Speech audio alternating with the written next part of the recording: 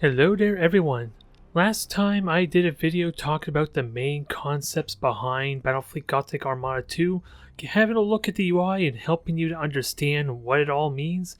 and gave you a very brief rundown towards how a match itself is supposed to play out. And this time around we're going to go more in depth into what that means and what all you should be doing. For whether you're playing multiplayer, the skirmish against AI, or even the campaign, all these concepts are going to be exactly the same. There just may be some slight deviations between fighting off against an AI as opposed to facing off against an actual player. However, primarily I am going to be focusing a lot on the strategy in the multiplayer type of match, for once you figure out how the AI functions and how it behaves, you will get a good grasp of it for the remainder of your campaign experience or just doing the AI skirmish. But nonetheless, this video is going to be just for you as well, for it's going to give you the basic strategies you need to start utilizing so you can dominate and perhaps enjoy higher difficulty levels in your campaign experience, or even face off against higher point battles in AI skirmish. So let us begin, shall we? At the beginning of every match, the game is going to ask you to deploy your fleet however you wish along your corner of the map. You're going to have the highlight blue region that's going to basically give off where you can place your ships, and the little circle underneath there, at least the hollow, the transparent like blue circle, is technically how big your ship is, and you cannot deploy any of your ships if those two circles collide with each other. So as a general rule, the bigger or smaller your ship is, the less space they're going to take for the purposes of making up a fleet formation. And having formations is really important, for they protect each other from heavy fighter squadrons, heavy bombers, or even to protect you from torpedoes, especially if you are very slow or utilizing a very cumbersome type of fleet. This also gives you the added bonus of denying your opponent to be able to focus fire your ships down, which is something you're going to have to be very mindful of. As a general rule for any type of competitive game, you always want to fixate as much of your firepower on a single ship until it is ultimately destroyed, which is where the formations help a ton, for if you stop a ship or move another ship in front of it there, it can soak the damage, and eventually you can start spreading out that damage as you push towards securing the advantage, whether it's to get in point blank range with like orc heavy cannons, or to like just slowly whittle down an opponent with your long range weaponry, and you just want to avoid taking stray hull damage due to your shields being down. Both of these are very practical to kind of keep your ships together and utilize your movement to the best of your ability. But otherwise, for the deployment for the map itself, there's a lot of factors to take in that you can use to help you in that endeavor. For example, I already talked about the gas clouds and asteroid belt in my last video, and you're going to be encountering these in every single battle. They are randomly generated and their placement is also random, but what they do is give you the option to completely conceal your ships and render them invisible to the enemy fleet. The gas cloud, you just simply have to fly through it or fly into it, and you won't be detected at all unless you're in 4,500 unit range of the enemy. Outside of like beacons or other means of your enemy using vision, they would have to literally fly in point blank range if they are going to spot you otherwise. And the asteroid belt does the same thing. However, if you move through the asteroid belt, you are going to be taking damage over time, but if you hold your ship completely still, you can conceal it and keep it hidden for a brief period of time, avoiding a lot of damage, but it is a little more riskier and you need to be really thinking through on how to get the most out of your asteroid field. The damage, however, is very minor, but the morale damage you do take if you are not in a brace for impact stance can be impactful over time. But there are two other forms of obstructions on the map to be mindful of. There are celestial bodies or space structures that will be littered on the map. Alas, they do not show on the minimap at all, so you need to be paying close attention if you want to utilize them. But basically, they are structures that will literally block shots for you. If you are behind them, you can shield yourself from a lot of withering fire, and if you are placing yourself properly, you will still be able to shoot back on your target. It makes it a little more easier to avoid focus fire. And there will also be ship wreckage deployed at random across the map as well, that are also generated from ship destructions. And they also can serve as obstructions for weaponry a lot of the time, but they're a lot more finicky due to the 3D planes of the physics of the game itself. So they may not truly be on your plane, they could be above or below it, so they are a little less reliable to utilize. But the most important piece of terrain to make note of on the map is the objective itself. These will be littered across the map, and there will always be 5 points available for you to capture. However, these will only be for the Domination game mode, which is exclusively the only mode you play in multiplayer, and you have the option to turn this on or off for your campaign or AI matches. The other game mode otherwise would be Cruiser Clash, in which case there are no objectives at all. The simple task that you have to do is to destroy the enemy fleet. You could also win by making the enemy fleet disengage and warp out, but where's the fun in that in all honesty? But keeping all these factors in mind will allow you to at least get a good guess on where you want to deploy your fleet to maximize your advantage for the early portion of the game, and allow you to have a little bit of momentum when you encounter the enemy fleet in the middle of the map. Now that you are all deployed and the match has begun, you want to start moving forward and start securing the points that are on your half of the map. And normally your frigates, being the fastest ships in your fleet for most factions, will generally be the first ones to these points. But ideally you want your cruisers to get the closer ones that are nearest to your spawn, while you have your frigates move out towards the middle of the map and start scouting out your opponent. And ideally, depending on how you feel that your fleet, contest and push back the enemy frigates.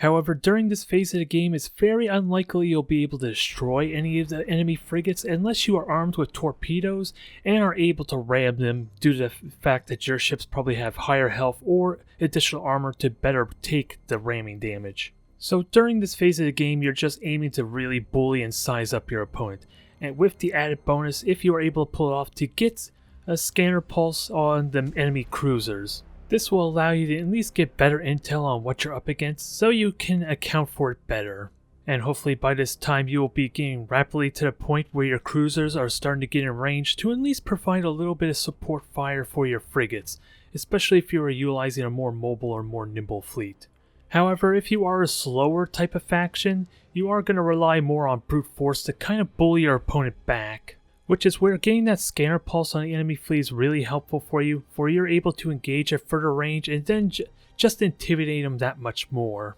You may not be doing a lot of damage, mind you, but it makes the opponent a little more hesitant to try and contest the middle of the map. And eventually they will be forced to disengage and try and flank around to capture vulnerable points that you may have left exposed or have abandoned entirely. Once both fleets have had a chance to get to the middle of the map and at least try and contest all the objectives, you will either be in a direct confrontation with the enemy fleet, slugging it out at close range, or due to the fast difference in speed and power between the two factions, you may be playing a little bit of cat and mouse game where the slower fleet is going to try and secure 3 points and try and fortify them. At the very least, you want 3 points, for that will eventually give you the win if your opponent does nothing, while the more mobile fleet is going to try and circle around, steal points that are out of your reach, and then try and poke and prod and snipe off vulnerable targets to kind of balance out the score, and open up an opportunity to potentially steal the points or get aggressive on your fleet. And normally in this situation it's going to be very risky to try and chase after them. For like I said, unless you are able to effectively pincer them into the corner, which will take a lot of time and almost certainly will leave you far away from any objectives, or at least the ones that you want to secure most for your slower type of playstyle. The only time you will really want to get aggressive on your opponents more often than not is when you're able to gain another benefit elsewhere. In the case you fail to actually catch the enemy, you would still potentially be able to grab the points that they were hoarding or securing. And with your brute strength allowing to bully the opponent back, they are probably further away from your objective, and if you can at least neutralize the enemy points, then that helps give you more momentum, and it puts a bigger clock on your opponent. You don't necessarily have to push fully with your cruisers, for that is kind of what your frigates are for. If you don't really need them for scanner pulse anymore at this point, due to the fact you're not dealing with like Drukhari or the Corsairs, which are all about stealth hit and run attacks, then your frigates are kind of free to push on forward and steal these points as you're bullying your enemy fleet back.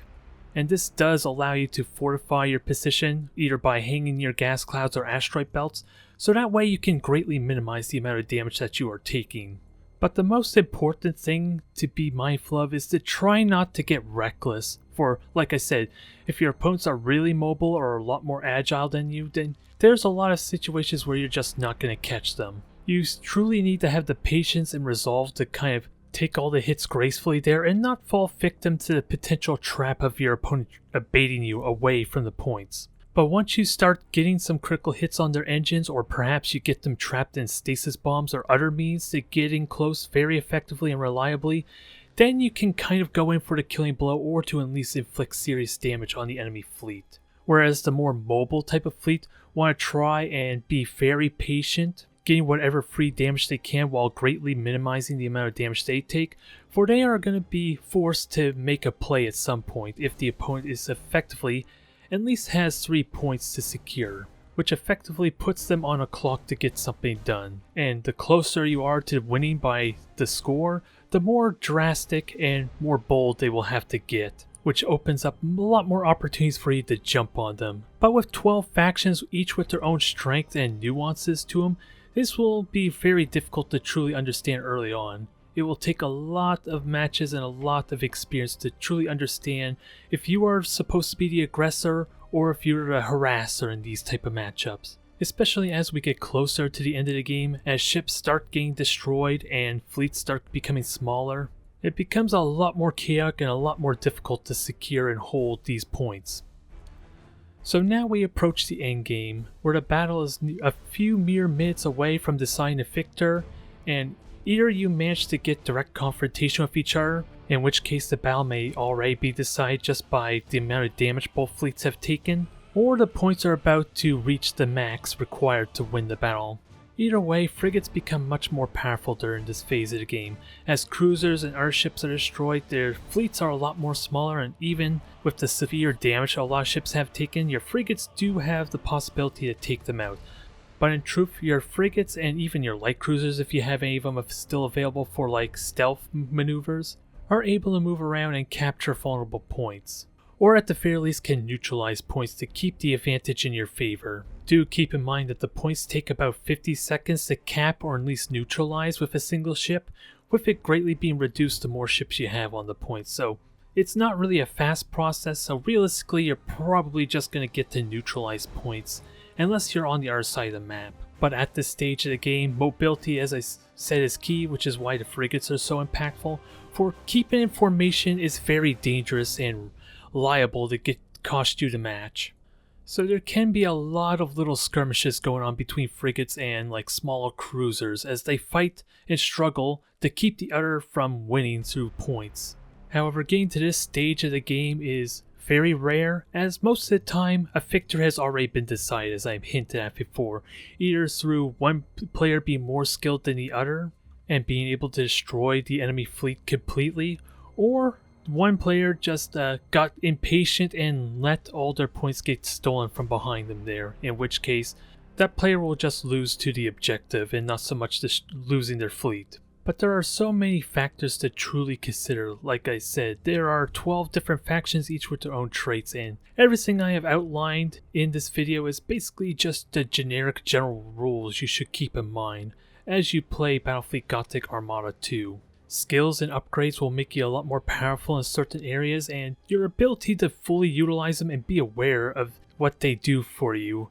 is key to winning these battles more consistently, which I'm hoping to talk about in my next video, as I'm going to lay out a lot of the generic skills and upgrades that a lot of the factions have access to and what they generally mean and how to get the most out of them. So thank you everyone for watching. I hope this guide was helpful for you, and I will see you on the battlefield.